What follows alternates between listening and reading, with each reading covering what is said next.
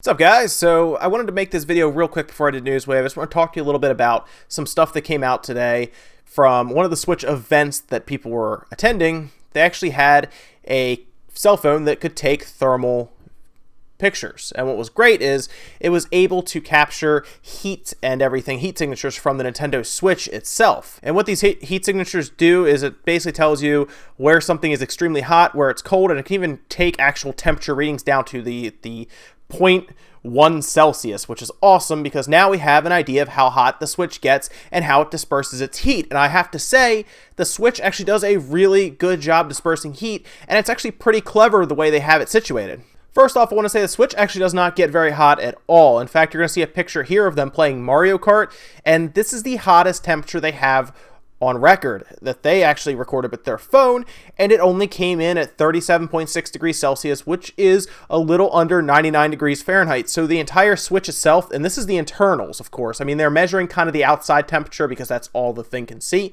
But the fact that the system itself does not get above 100 degrees Fahrenheit is really impressive. And keep in mind, that is the max temperature that it ever hits, and that is when they are like probably right in the middle of Mario Kart, maybe going through a big part of the level. I mean, the average they said here is only 25 degrees Celsius. Now, 25 degrees Celsius is 77 degrees Fahrenheit. They also give us a reading of 18.6, which is probably at that point just room temperature. So the minimum is room temperature. That's probably when it's barely using any power at all, maybe at like a menu screen or even at the UI screen, more than likely, although this is at the demo event, so they probably don't even let you at the UI. This is probably just at the beginning of Mario Kart where you're sitting at the character select screen or just the mode select screen.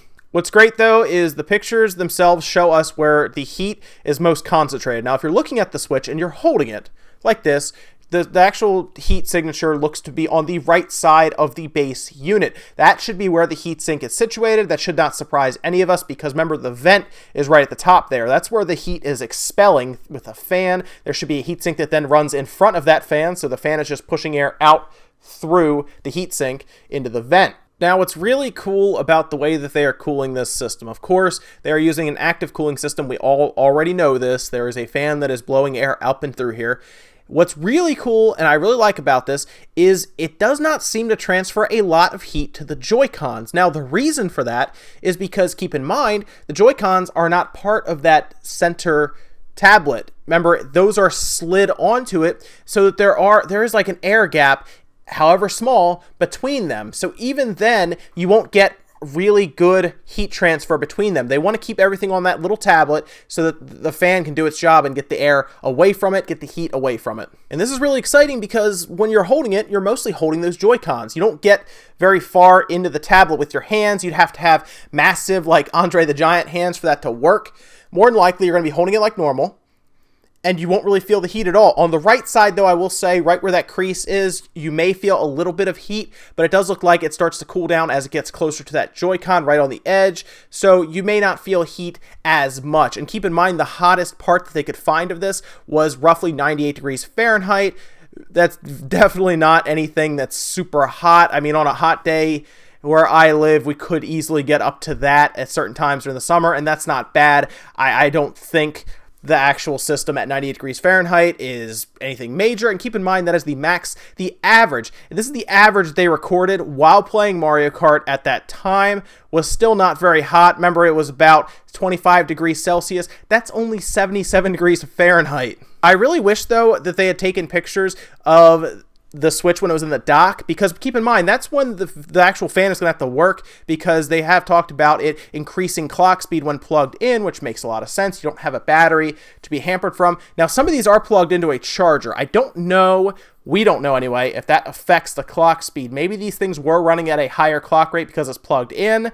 However, that's still just something we don't know. I don't know if these are the max temperatures. When plugged into the dock, we may see higher temperatures because there is no battery constraint at that point. And keep in mind, we do have maybe a little bit of help with that dock, helping airflow up. I'm not sure, but this looks very good. I like the idea of using the Joy-Cons as slide that won't actually pull heat away. It stays with that tablet because we're not going to really touch the tablet at all.